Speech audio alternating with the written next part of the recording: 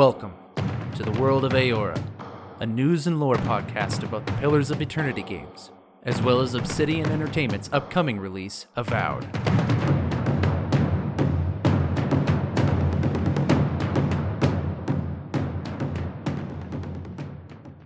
Hello everybody, and welcome to another episode of the World of Eora. I'm your host, Eric, aka Gingerino. Thanks everyone for joining me as we dive into another episode looking at the history, lore, and game mechanics for Pillars of Eternity 1 and 2 as we gear up for the release of Avowed.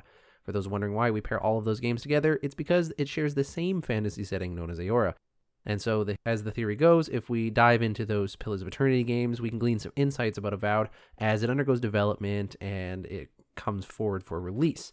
And Avowed is expected to release sometime this year, so we're kind of ramping up the lore that's pertinent to anything that might be related to Avowed. But we get all of this lore from Pillars of Eternity sources. In today's episode, we're going to be taking a brief look at another companion that we get in the game of Avowed called Giatta. We don't know a lot about her, we know where she comes from, kind of the things that she's interested in and what she does, but in those little bits of descriptions, there's a lot of background lore that we can go through that are related to the Pillars of Eternity games. And so we'll go through that today. We'll be talking about the people from the Vailian Republics and a bit of their history and a bit of what their people is like. We'll talk a little bit about what Animancy is, how like the science of Animancy is, like what a scientist might be in that field of study, which is the science of the soul, by the way. And maybe a little bit about ocean folk, nothing too stupendous there. But yeah, so we'll be taking a little bit of a look at all of those pieces of lore, all stuff that, well, most of the stuff anyways, I've talked about in previous episodes, but it hasn't kind of come together in this way. This is kind of going off of my episode I did last week on the other companion, Kai, and I like arranging the lore in this way every once in a while. I mean, it's nice to just do one big topic on, like the history of the Deadfire or all of the people and culture of the Vailian Republics in one big episode. But sometimes it's nice to give it a human level, to say okay, when these different spheres of the lore intersect and, you have a person at the center of those, that's how this can look like expressed in the game. Because the NPCs and the characters are one of the places that we're probably going to spend a lot of the time in the game, interacting with people, hearing their stories, and learning a lot about the world and what's going on. So hopefully, diving into this lore, it'll give us more of an understanding of who Giatta is as a companion for Avowed, and give us a little bit more insight into the world itself, and perhaps maybe might get interested in playing some of the Pillars of Eternity games. At the end of today's episode, I'll give a short guide on how you could maybe create a Giatta character in Pillars of Eternity 2 Deadfire if you want to roleplay as her. But yeah, we will just go on from there. No news to go over today about Avowed specifically, but there is Obsidian-related news, and something that personally I'm excited about. That would be that there are 2 Obsidian games that are coming out on other platforms. At the time of this recording, Pentiment is already out on other platforms, but Grounded is also slated to release on Nintendo Switch and the Sony PlayStation consoles. So if you've got a PlayStation or a Nintendo Switch or whatever, or you haven't played those games yet and you have those platforms, or you know someone that might be, then that's coming in. And personally, I'm a huge fan of it. I know there was a lot of debate and there was people have thrown their arms up in the air about the idea that Xbox exclusives are coming over to other platforms and how dare they or whatever. I'm not going to weigh in on that, but I'm happy to see that Obsidian's games are going to reach a wider audience. That means more success for the company, which might mean more success for Avowed. Yeah, I think it's great. I know people on PlayStation who don't have any other consoles just because they can't afford to get a second console, and I know that they will love Grounded, for example. So I can't wait to see them try that. Aside from that, yeah, nothing else to really talk about. We'll just dive straight into the lore for today. I'm curious. What exactly did you find there? So for those new to the show, first off, welcome to the show. Happy to have you here. We discuss the lore of the world that Avowed is set in, which is Eora, or Pillars of Eternity, if that's something that you're about to get into. And so we just discussed that lore. Because it's a big, sprawling fantasy world, there's a lot to talk about. I mean, this podcast has been going for a long time now, and so that's kind of what we're doing. And recently, we've had some videos come out at the Xbox Developer Direct about the game of Avowed. And we saw one of the companions that we can have in the game there, a woman by the name of Giatta. In an effort to kind of understand this character a little more, who will be a companion for your player character, we're going to take a look a little bit of where she comes from and who she is, and kind of like what she has maybe gone through in the past, or like the people groups that she comes from, to just get a better understanding of herself and the world at large.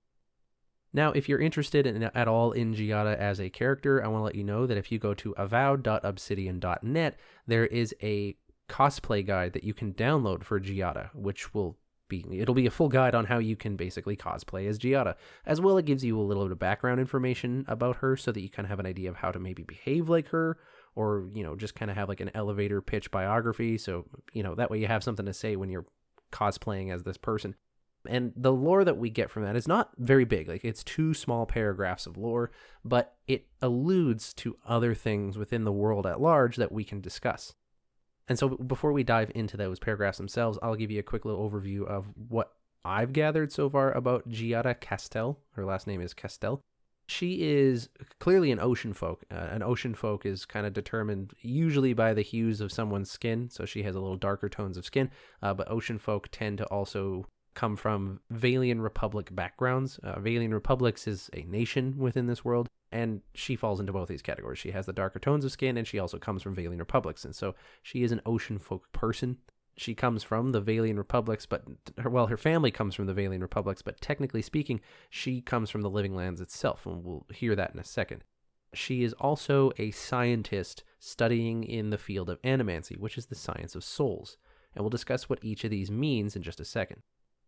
Reading from the cosplay guide, we have this. Giatta Castell hails from Fiorme Iverno, a community of animancers who settled in the Living Lands some 50 years ago. After losing her parents to a lab accident, she aims to finish their research and leave her mark on the science of souls. Her determination is outmatched only by her cheerful defiance to authority. Giatta may be less familiar with the fashion of her Vailian ancestors, but she dresses for any situation, whether research or exploration. She carries the phantasmal focus, the very invention that contributed to her family's downfall, and time will tell how she chooses to use it. And so that's all we have formally for Giatta Castell. But in this, we have a lot that we can cover. So first off, we have Giatta Castell hails from Fiormo me Iverno, and that is a reference to a location, and not a location that we actually see in the Pillars of Eternity games, or all that. This is just by mention only. But based on the way the word is spelled, and also the fact that she's an ocean folk and a few other hints there, we can gather that her family came to the Living Lands, which is the setting for the game of Avowed, that they came from the Vailian Republics. We know that it's the Vailian Republics because of the time frame of some 50 years ago. Is very more likely that they came from Vailian Republics rather than some other Vailian-esque thing like the Grand Vailia Society, which is collapsed by now. The Vailian Republics, just to give kind of a quick overview, before we dive into it a little more, is a location within the world of Eora. It's one of the newer nations that has existed. So if you've been paying attention to any of my more recent episodes, I've mentioned this a few times, that in the past few centuries, there have been 3 main empires that have been kind of the big worldwide superpowers exploring Eora and growing in technology, etc., etc. And that is the Aedir Empire, where our character comes from, the Rawatine Empire, which I talked a lot about in the last episode, and the Kingdom of Grand Vailia, which is a now collapsed society. But these are the older empires, and from these old empires, as they've been exploring the world, they've set up colonies, and they've set up these smaller things that have become nations of their own, such as the Deerwood, for example. That was a colony of the nation of Aedir, but now you have the Deerwood as its own free country.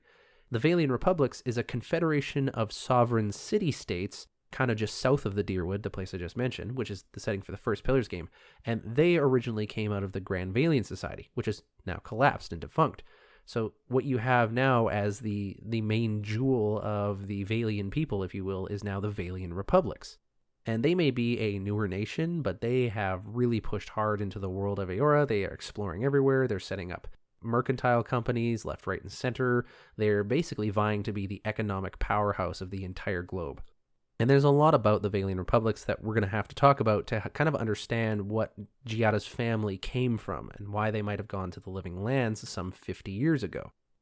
She lost her parents in a lab accident, and she aims to finish their research and leaving a mark on the science of souls, which is the science of Animancy, studying souls and the stuff that souls are made of and how to manipulate souls, how to transfer souls, what souls can do, what their potential is, like all that kind of thing.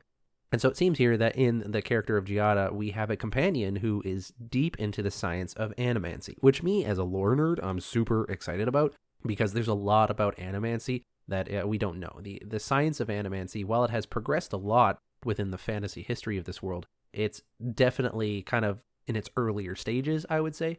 So that's something I'll be definitely interested in talking with her about a lot. And when they say that her parents died in a lab accident, there's a number of ways that this could happen. I know that for me, I don't know about you guys, when I hear that someone died in a lab accident, I usually think of something along the lines of a laboratory explosion, which obviously certainly could happen in the science of animancy, but there's actually a number of things that could have gone on here.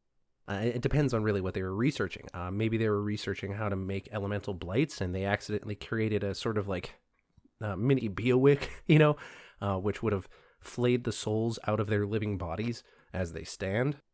Perhaps in maybe trying to transfer souls from a body or something like that, they accidentally created an undead creature, which then like ran rampant throughout the laboratory and killed a bunch of people. Something like that could have happened. They definitely could have been working with a lot of like energy, like the energy that is contained within a soul, and been maybe using that for like a weapon or something, and that could have exploded 100%. So there's a lot of different things that could have gone on. We don't really know exactly what's going on, but it does seem that it has something to do with the item she carries called the Phantasmal Focus, which if you go into the Giatta cosplay guide, you can see directly. So it looks like a staff or a rod. It's a one-handed kind of a thing. It's not as small as a wand, but it's not quite as big as like an entire staff. It's kind of like in that halfway point. It's got this interesting set of circles at the top of it, which look like they kind of rotate like a gyro, and at the center of all of it is a small piece of Adra. Adra is a unique gemstone within this world that is capable of housing and conducting soul energy, which is a pretty important tool when you're studying souls in the science of animancy.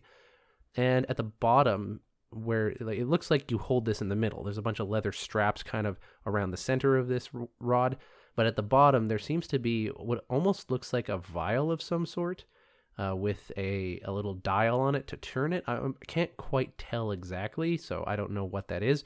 Maybe there's something there at the bottom. I don't know what that's for. But this interesting thing, the Phantasmal Focus, has something to do with what her parents were working on.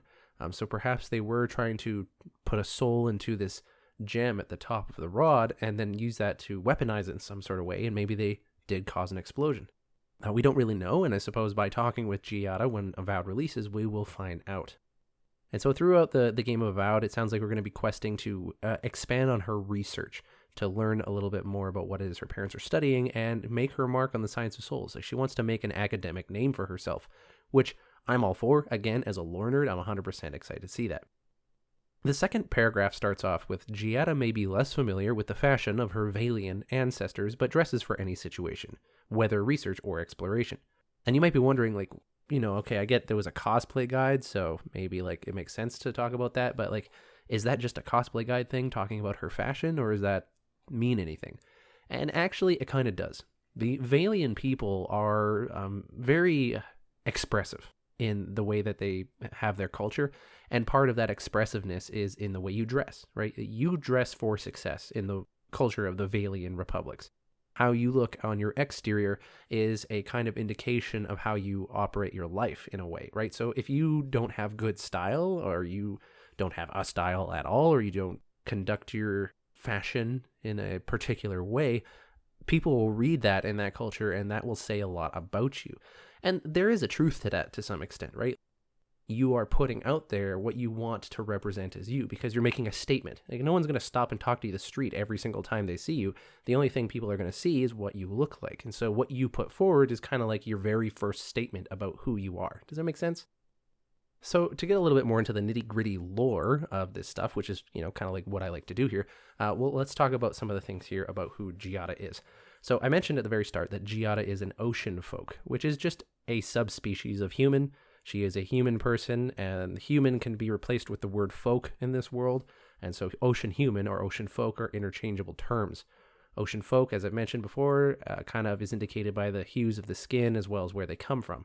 In the original Vailian language, an ocean folk is actually referred to as a Calbandra, Calbandra, and that actually translates to the words warm ring, Calbandra. So if you ever hear Giatta or another person referring to Giatta as a Calbandra, that's what that word means. They typically have dark skin complexion and loose or tightly kinked hair. They're generally known as great seafaring folk, which is also heavily inspired by their Vailian culture. If you were to be playing the game of Pillars of Eternity or Pillars of Eternity 2 Deadfire, you would have this as the in-game description for the first time you ever read about them in character creation. Ocean folk, parentheses Kalbundra, originated near the equator on the other side of the globe and are currently the most widespread human group in that region, but they have also migrated to the far reaches of the world. Ocean folk are the dominant culture in the Vailian Republics. So that's an ocean folk, or Kalbundra. The next important thing that I wanted to park on is that she hails from a family within the Living Lands, but they come from the Vailian Republics themselves. And so some of the value systems and some of the cultural nuances of being a Vailian from the Republics will be transferred to Giatta, although, as we can tell, because she only kind of values her fashion, that those values aren't necessarily as imprinted upon her or as is important, since she didn't grow up in that actual culture. She just grew up in a small community. I've already mentioned that the Vailian Republics is a confederation of sovereign city-states that originally hailed from Grand Valia, but we can learn more by going to the pillarsofeternity.fandom.com article for Vailian Republics, and we learn some things here about their society and about what they value and don't value. So Vailian virtues are success, shrewdness, restraint, wit, and polymathism. These are the things that Vailians consider good. These are the things that you strive for. When you see a person doing these things, you feel like that is a good Vailian person. So success is a prized term in the Vailian Republics. I would say it is the key virtue. If anything that you're doing should be moving towards being successful. And that's because success drives a society forward, right? I think this is talking about success in more categorical terms, right? Like the idea that if you and your people are succeeding, then you are growing, you are progressing, you are doing better. And this society is all about expansion. You know, they are expanding out into the world at a rapid rate because they value success. And if you're doing something that isn't producing success, then you or the people around you will put an end to that so you can do something else. Moving on to shrewdness, I think that has to do more with like being clever, you know, especially when it comes to like business deals, you know, being shrewd with your business deals. Honestly, it means being smart. You know, it's applying some level of common sense, or it's applying some level of knowledge that you have. It's being shrewd and crafty and clever in the way that you do things, which again contributes to your success. Hopefully, anyways. Next, being restraint, I think is just clearly the idea that like you're not just chasing the nearest thing that is next to you, right? You have some sense of purpose and intentionality to what you're doing. Someone who is just blindly passionate, I think, would be kind of discouraged to continue doing what they're doing. Next is wit. Wit is something they really value it. I think wit is also a kind of like a verbal representation of the Vailian way of doing things. Like if you are successful, if you are shrewd, if you are confident, and you have it all put together, then you should be able to represent that in the way that you speak. And there's something about wit that I think can really get that across, right? That you have the confidence and that you have the know-how and that you can read a room really well, that you can be charismatic and to have a strong wit, right? So this is just all part of the Vailian way of doing things. And lastly, polymathism, which if I understand the definition of this properly, it's basically the love of knowledge. You like to learn things, you like to research things, and that fits in as well with all this stuff about success, shrewdness, restraint, and wit. You know, the idea that you need to have a passion for learning is going to make you more successful. It's going to give you more knowledge so you can be more shrewd. You have to restrain yourself to learn anything. You have to like sit down and take the time to learn it. And the more you learn things, the wittier you can be, honestly, because you have more ways to connect dots, more ways to have humor or clever remarks or things like that. So this all really fits together. You know, kind of think of them in an interconnected way. Now, to counterbalance these virtues, there are also vices, or I guess what you would consider things that Vailian people would say are bad. You would say these people are bad Vailians if they have any of these traits. Failure, bad style, bluntness, dullness, or mercilessness. And so these are some traits of people that are considered bad Vailian ways of doing things. So these are things that are discouraged within society. So failure, for example. There's definitely a downside to this in the sense that, like, if you become afraid of failure because of social reprehension, then, you know, how many risks can you possibly take, right? But I suppose this weeds out the strong from the weak in the Vailian culture and helps to establish, I suppose, roles within society. But failure is definitely something that is not viewed as positive within the Vailian Republics. While I'm certain that there is a level of understanding that failure can lead to growth and to lead to good things, the idea that you are failing, especially consistently, means you're not moving things forward. And that's not good for society as a whole, and it makes people look bad. So failure is definitely not one of the virtues people want to go for. Next is bad style.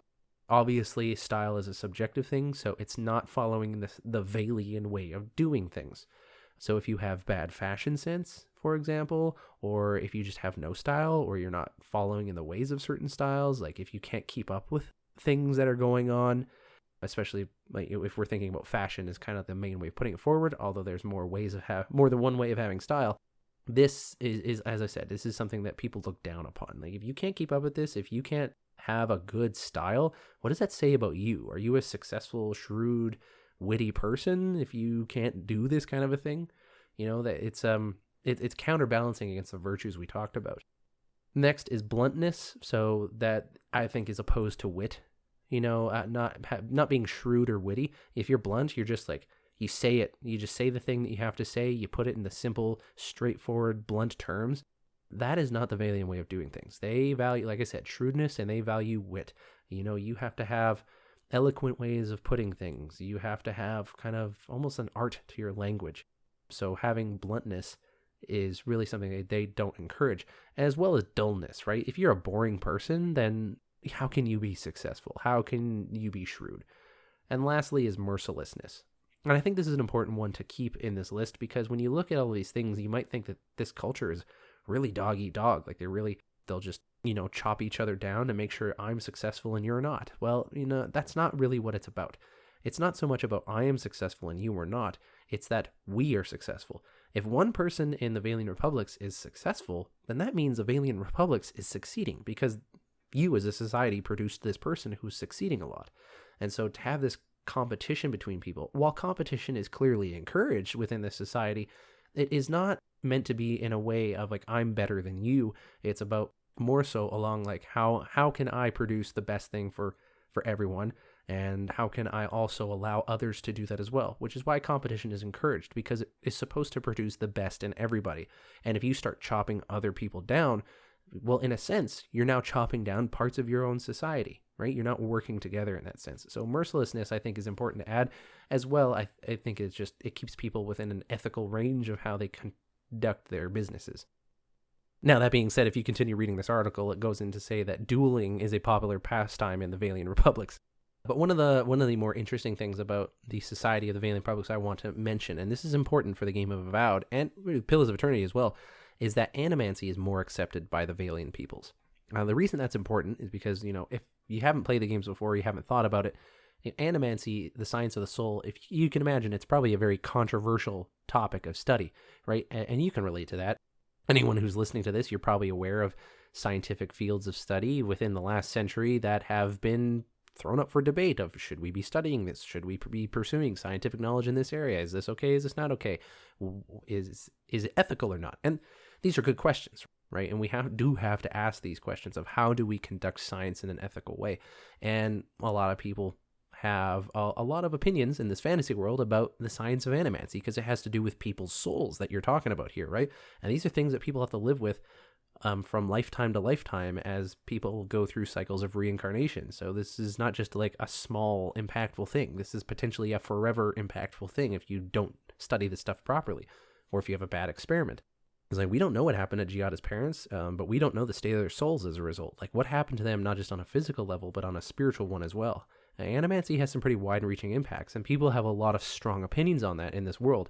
And so in certain places in the world, I believe in Adir, the place that your player character comes from, I believe Animancy is very heavily regulated or even just outlawed entirely. But Animancy can be heavily regulated or just straight up outlawed in certain nations. And so the fact that the Vailian Republics are more accepting of Animancy, especially compared with any other nation, says a lot about what they value as a society. And this is especially true when you start to consider that Giatta Castell, is a scientist within the field of Animancy. Interestingly enough, by the way, if you play Pillars of Eternity 2 Deadfire, you get to pick a background for your character when in the character creation mode. If you selected the Living Lands as your cultural background, Then for your professional background, one of your options are scientist. So you can actually be a scientist, and Giatta seems to fit to that category. She lives in living lands, and she studies animancy, so a scientist seems like her background.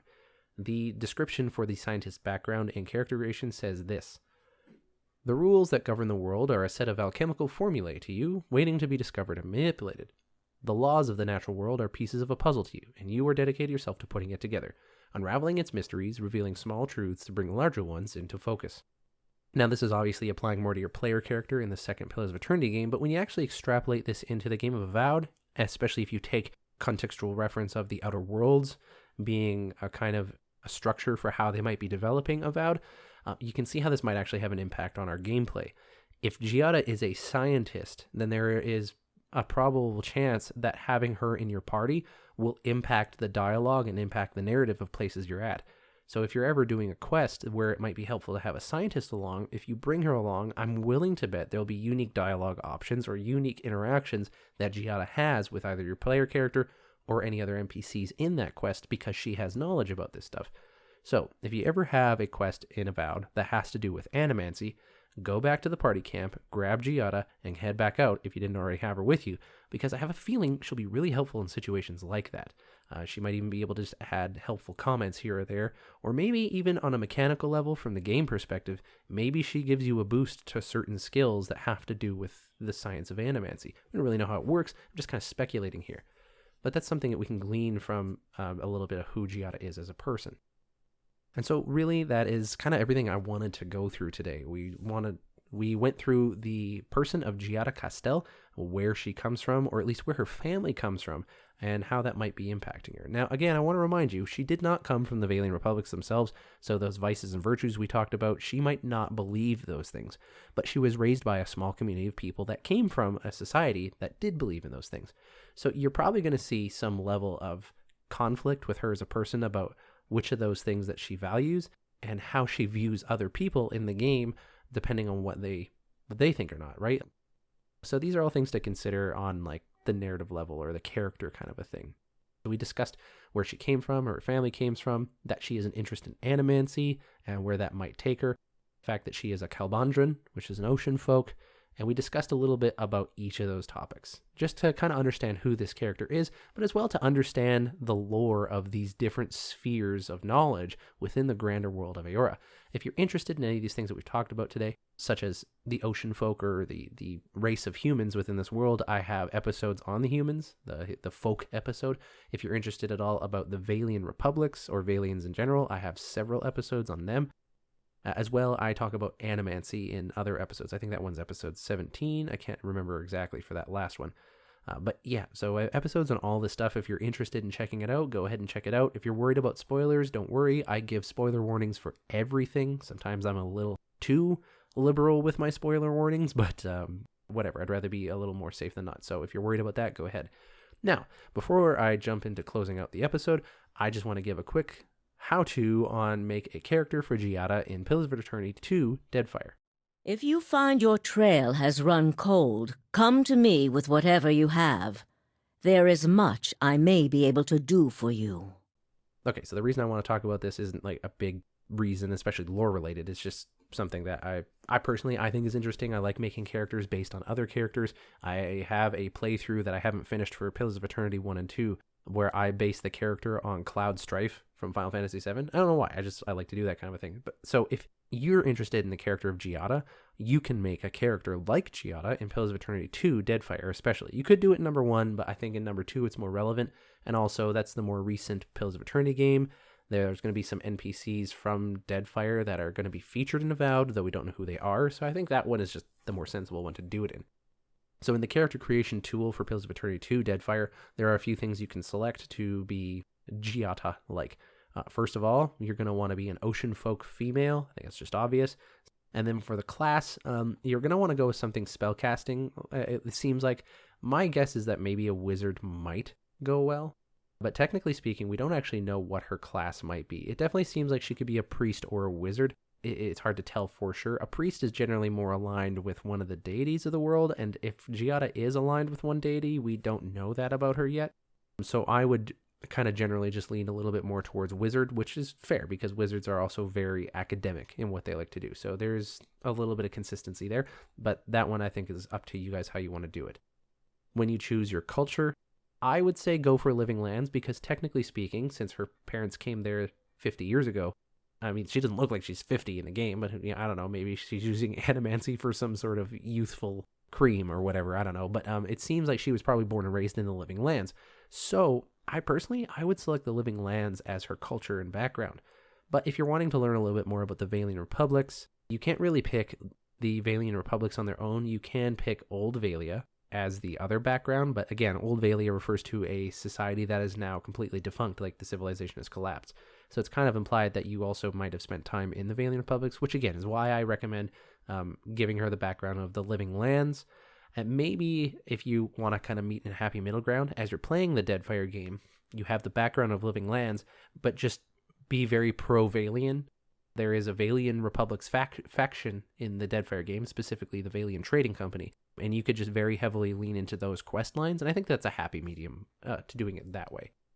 Lastly, in the game Pillars of Eternity 2 Deadfire, and same with the first Pillars of Eternity game, how you roleplay your character has a mechanical impact, right? So the dispositions you choose, there are things like being aggressive, passionate, honest, deceptive, clever, /witty, depending on how you play your character will have some mechanical impact. And if you're wanting the roleplay for Giatta to be a bit more honest to her character, we don't know a lot about her, but we do know a couple things here.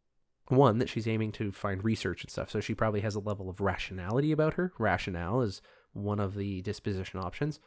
She also has a cheerful defiance to authority. Now, there isn't something specifically like that for a disposition in the game, but if you ever have options to go against the authority figures in the game, choose to do that. That is something that Giatta would probably move towards, and she would do it cheerfully. So I might lean towards somewhere like rationality and cleverness would be kind of like the directions I would go in, personally speaking. But however you interpret those lines from the background of Giatta, I'll leave that to you. But that's kind of a character you could set up for Pillars of Eternity 2 Deadfire. Now, with that said, let's get to closing today's episode. Nothing to talk about related to the show, but if you have any questions about the show, send me an email, worldoфeora@gmail.com, or if you have questions about the lore, anything about Giatta, or anything that I might have missed in today's episode, or you just want to reach out and chat about game stuff, because we're geeks, and I love this stuff, and you love this stuff, worldoфeora@gmail.com is the place to go.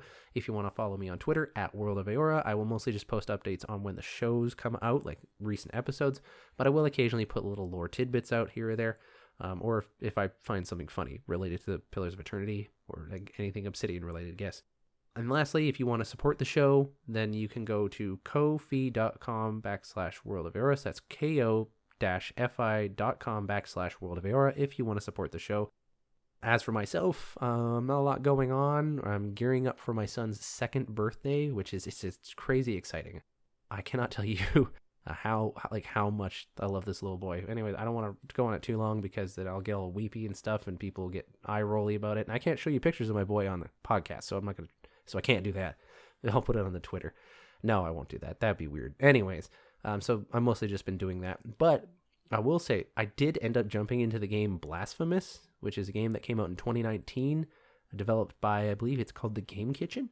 And it's like a Metroidvania Souls-like, a 2D Metroidvania Souls-like with a heavy religious feel to it, like over-the-top religious feel to it, medieval Catholicism, I don't know, something of that nature. Anyways, it's extremely grotesque, and I think the word blasphemous probably is a pretty appropriate term for it, but damn, man, it is a fun game. Like, it brings me back to my days as a kid. Now obviously, this game doesn't remind me of the dark and evil games I played as a kid. I mean more like the gameplay style of like when I was younger, I felt that games you would die a lot, but you would never be discouraged. Like you would just be like, crap, okay, fine, keep playing again. You play Crash Bandicoot and you constantly die, and then you just have to restart the level. You play Mario Brothers and you would fall in a pit. You just restart the level. You just die and keep going. You die and you keep going. And for me, I feel like that Blasphemous has kind of captured that persistence for me as a player, that I will be going through a level and I'll die, which is extremely frustrating because, I had to work really hard to get as much progress as I did, but I'm never like turning off the game at any point. I'm like, okay, just try it again. And, an hour or two will just fly by in no time. So it's been really cool. I've been reading every piece of lore that there is. I've been really getting into the gameplay. It's a stupendous game. Like, there's a reason that people talked about it as much as they did, and I wish I had jumped into it back when it was popular and it was kind of in the conversation. But whatever, I'm playing it now. Otherwise, I've been developing a game for Monster of the Week, which is a tabletop role-playing game, and I'll let you guys know how that goes. That one has been very fun. This is the first time doing a long-form campaign for me, and it's been quite an adventure so far. I'll reveal a little bit more, maybe another episode. I don't want my players listening to this and thinking they're going to get some secrets this early into the campaign. But yeah, that's been me. What have you guys been playing? worldofaora@gmail.com. Let me know. Thanks everyone for listening to today's episode where we talked about Giatta Castell and the lore related to her, about the ocean folk, the Vailian Republics, and a little bit about the science of Animancy, which is the science of the soul. Thanks everyone. I hope you enjoyed today's episode. I've been your host, Eric, aka Gingerino, and I'll see you guys next time.